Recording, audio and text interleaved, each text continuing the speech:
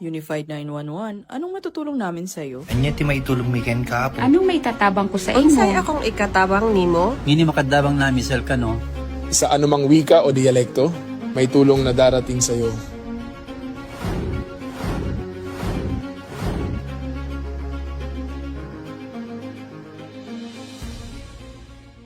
Lilingkod sa bawat Pilipino at magbibigay ng tamang impormasyon para sa tahimik at maayos na Pilipinas. Police News Network, alagad ng batas, tagapagtaguyod ng balitang pulis, sandigan ng mamamayan, patnubay ng katotohanan. Kampo Krame, maghahatid ng pinakahuling kaganapan at nagbabagang balita. Ito ang PNN Police News Network. At ngayon, ang inyong mga tagapagbalita. Magandang araw, Bagong Pilipinas. Ako ang inyong alagad ng batas, tagataguyod ng Balitang Pulis, Patrolman Regan Robles mula sa PNP Aviation Security Group. Mag-aatid sa inyo ng tamang balita, kwento ng pulis at serbisyo para sa mamamayan. At ito ang PNP News Online. Ang pangunahing balita ng Police News Network, alagad ng batas, tagataguyod ng Balitang Pulis.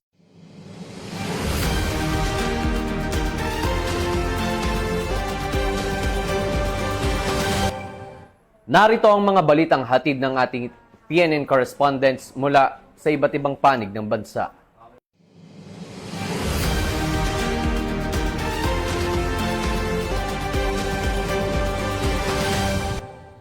Naging matagumpay ang isinagawang search and rescue training sa mga miyembro ng ISRI sa Benguet ng mga tauhan ng Technical Support Company, Regional Mobile Force Battalion 15. Ang buong detalye ng report mula kay Corporal Kashmera Supsupin. Tagumpay na nakagawa ng mga tauhan ng Technical Support Company, Regional Mobile Force Battalion 15 ang 3 araw na search and rescue training na tinawag na Manning Community Emergency Response Intervention Training o MERIT program para sa 24 na tauhan ng Itogon Suyok Resources Incorporated sa Sangilo, Itogon, Benguet. Tinalakay sa pagsasanay ang mahahalagang paksa kaugnay ng emergency response at rescue operations, kabilang ang Incident Command System, Basic First Aid, Victim Packaging, Basic Ropemanship, Low-Angle Rescue and Victim Traversing, at Basic Orientation on Collapsed Structure, Search and Rescue. Layunin ng mga turong ito na mapalawak ang kaalaman, kasanayan at kahandahan ng mga kalahok sa epektibong pagtugon sa mga trahedya o kaya ay sakuna sa komunidad. Bilang bahagi ng pagpapatibay sa mga konsepto at teknik na tinalakay, hinati ang mga kalahok sa 3 pangkat at isinilalim sa mga practical at scenario-based exercises na ginaya ang mga aktwal na insidente ng emerhensiya.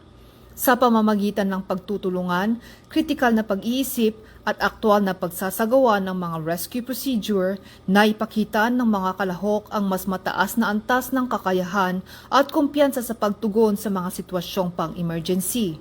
Nagtapos ang pagsasanay sa isang komprehensibong critic at evaluation session kung saan nagbigay ang mga tagapagsanay ng mahahalagang obserbasyon, rekomendasyon at mungkahi para sa higit pang pagpapabuti. Nakatulong ang gawaing ito upang masuri ng mga kalahok ang kanilang naging pagganap, matukoy ang mga aspetong nangangailangan ng pagpapahusay at lalo pang mapalakas ang kanilang kakayahan sa emergency preparedness at response. Isinagawa rin ang isang closing program bilang formal na pagtatapos ng aktibidad. Dumalo sa programa sina Engineer Robert F. Wagtingan, ang Acting Vice President at Resident Manager ng ISRI, at Engineer Ferdinand Jacobson, Officer in Charge ng Safety Department. Ang kanilang pagdalo ay nagbigay diin sa kahalagahan ng pagsasanay at nagsilbing pagkilala sa matagumpay na pagkumpleto ng MERIT program. Higit pa rito, lalo nitong pinagtibay ang ugnayan ng organisasyon at mga stakeholders sa emergency response sa pagsusulong ng kaligtasan, kahandahan at katatagan ng komunidad. Mula dito sa Sangilo, Itogon, Benguet, ako ang inyong Police News Network Correspondent, Police Corporal Kashmir B. Supsupin, alagad ng batas, tagataguyod ng Balitang Pulis. Bagong PNP para sa bagong Pilipinas. Serbisyong mabilis, tapat at nararamdaman. Maraming salamat, Corporal Supsupin. Police Regional Office 8 at Regional Highway Patrol Unit 8 nanguna sa Obstacle Challenge para sa responsableng pagmomotorsiklo. Ibabalita yan ni Patrol Woman Dara Falogme.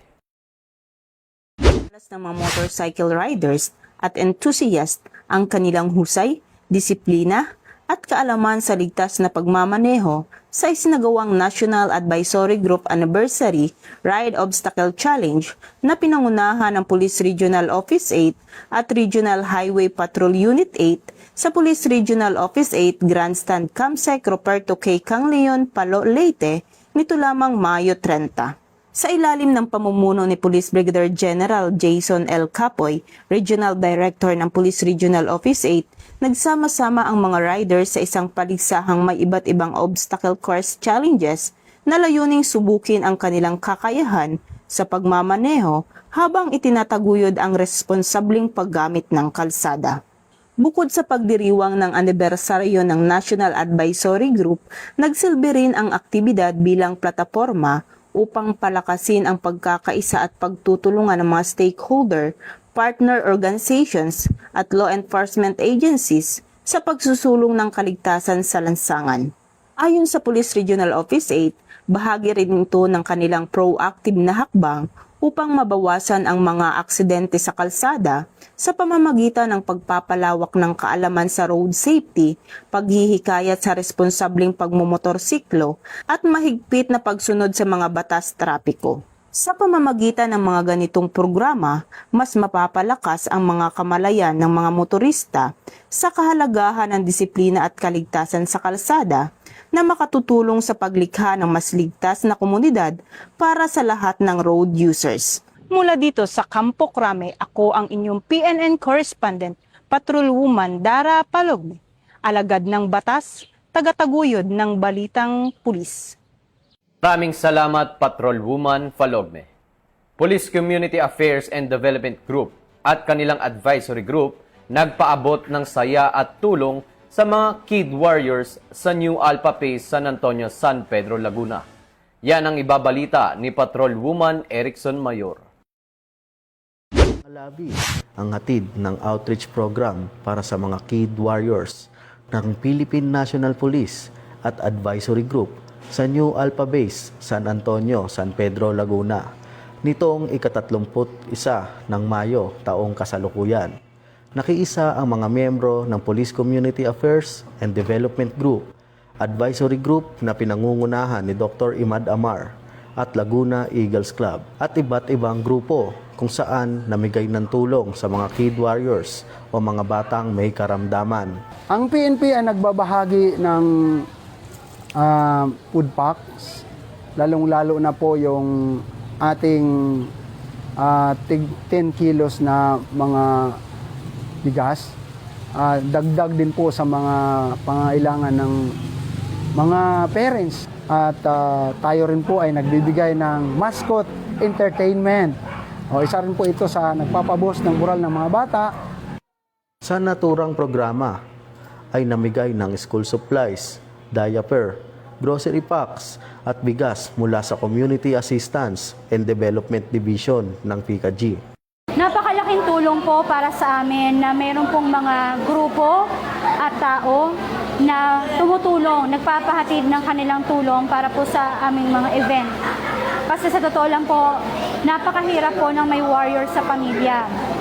Physically, emotionally, lalo na po financially. Napakarami po nilang mga needs. Bukod pa po sa mga daily needs nila, mga medical needs po.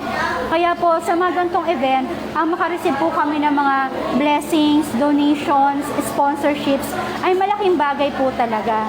Kaya naman po maraming salamat po sa lahat po ng mga sponsors, sa inyo pong grupo, sa Kapulisan, kay Padrino Pilipino, sa Eagles, sa inyo pong pagsuporta, pagtulong sa aming grupo at sa aming pong adhikain na makatulong sa mga warriors. Nagpasalamat ang mga pamilyang nabigyan ng tulong sa kapulisan at sa pinakitang malasakit at tagarang pag-aksyon sa kanilang kalagayan. Ayon sa kanila, Ang simpleng tulong na kanilang natanggap ay nagbigay ng pag-asa at malaking ginhawa sa kanilang pamilya. Patunay ito na ang serbisyo ng Philippine National Police ay hindi lamang nakatuon sa pagpapanatili ng kapayapaan at kaayusan, kundi maging sa pagtugon sa pangangailangan ng mamamayan sa pamamagitan ng mga programang may malasakit at tunay na serbisyong nararamdaman ng publiko. Bagong PNP para sa bagong Pilipinas, serbisyong mabilis, tapat at nararamdaman. Mula rito sa San Pedro, Laguna, ako ang inyong PNN correspondent, Patrolman Erickson Mayor, alagad ng batas, tagataguyod ng Balitang Pulis. Maraming salamat, Patrolman Mayor. 3 individual na sangkot sa rent-tangay modus arestado ng mga kapulisan ng Dasmariñas. Ibabalita yan ni Corporal Doris A. Kaisip.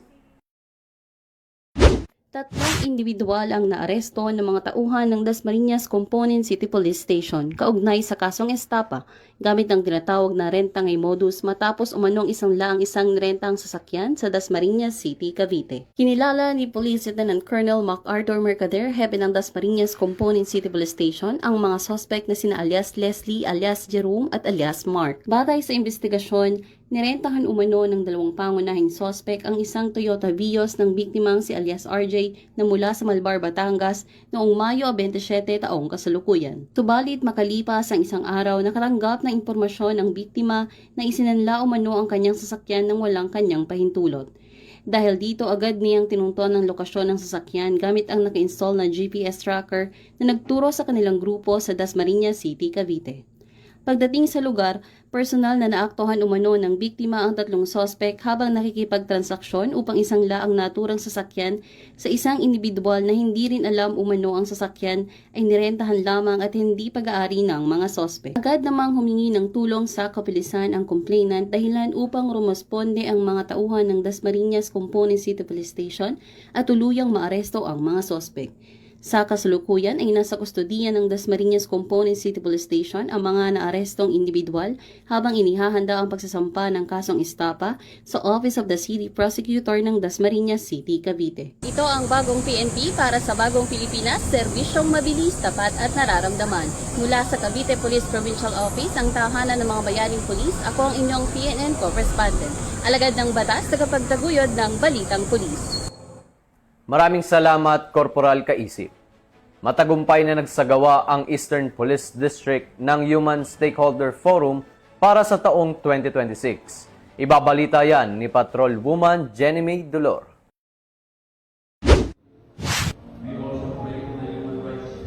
Kaugnay sa usaping pangkapayapaan at paggalang sa karapatang pangtao, ang Eastern Police District ay nagsagawa ng Human Rights Forum para sa calendar year 2026 kasama ang mga stakeholders nito na ginanap sa EPD Multipurpose Hall, Barangay Malinaw, Pasig City. Ang programa ay dinaluhan at pinasinayaan ni Attorney Romeo E. David, Regional Director ng NAPOLCOM NCR, bilang panauhing pandangal. Nandun din sina Police Brigadier General Roman C. Arugay, hepe ng HRAW PNP, at Attorney Nikki Arceo, hepe ng Legal Division ng CHR-NCR, mga miyembro ng Human Rights Affairs Office ng PNP, mga opisyal at personnel mula sa EPD sa pamumuno ni Police Brigadier General Aden Tila Gradante, District Director ng nasabing distrito, kasama ang mga EPD stakeholders at mga advocacy support group. Binigyang diin ni Attorney David ang kahalagahan ng patuloy na pagtutulungan sa pagitan ng pulisya at iba't ibang sektor ng lipunan. Ipinunto niya na ang tunay na kaligtasan ng publiko ay makakamtan lamang kapag ang mga karapatan ng bawat individual ay protektado at iginagalang anuman ang katayuan o pinagmulan.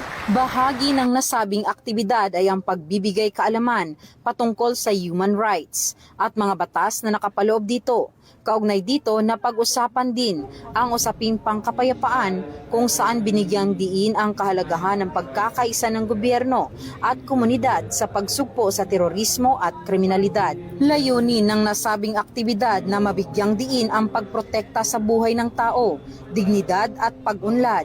Pinakatampok sa bahagi ng programa ay ang open forum kung saan nagkaroon ng pagkakataon ang bawat kalahok sa nasabing aktibidad na magbigay ng komento at mga katanungan patungkol sa human rights at iba pang mga usapin na kailangang mabigyan ng pansin. Bagong PNP para sa bagong Pilipinas, serbisyong mabilis, tapat at nararamdaman.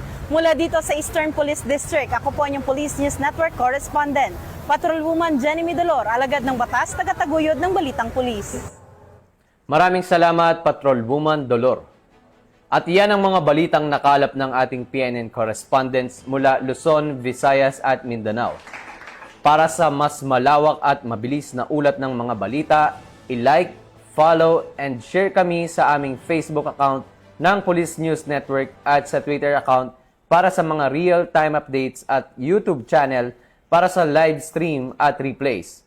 Manatiling mapagmatsyag at laging alam ang totoo. Sa ngalan ng pamunuan ng Philippine National Police, sa pangunguna ni Chief PNP Police General Jose Melencio Nartates Jr. at sa pamumuno ni President Ferdinand Bongbong Marcos Jr., kami ay maglilingkod sa bawat Pilipino at magbibigay ng tama at balansing balita. Bago po tayo magtapos, muling nagpapaalala ang pambansang pulisya. Kaugnay sa nalalapit na parliamentary election sa Bangsamoro Autonomous Region in Muslim Mindanao, pinaalalahanan ng Philippine National Police ang publiko na manatiling mapanuri at maging mapagmatsyag laban sa paglaganap ng fake news, misinformation at disinformation sa iba't ibang online platforms. Labanan ng fake news sa BARM. Ugaling mag-fact check at magbahagi lamang ng tama at beripikado at mapagkakatiwalaang impormasyon upang mapanatili ang kapayapaan, kaayusan at pagkakaisa sa komunidad. Mula rito sa tanggapan ng tagapag-ugnay ng pambansang pulisya, ako ang inyong alagad ng batas, tagataguyod ng Balitang Pulis, Patrolman Regan Robles ng PNP Aviation Security Group, maghahatid sa inyo ng tamang balita, kwento ng pulis at serbisyo para sa mamamayan. At ito ang PNP News Online, ang pangunahing balita ng Police News Network, at ito ang bagong PNP para sa bagong Pilipinas, serbisyong mabilis, tapat at nararamdaman.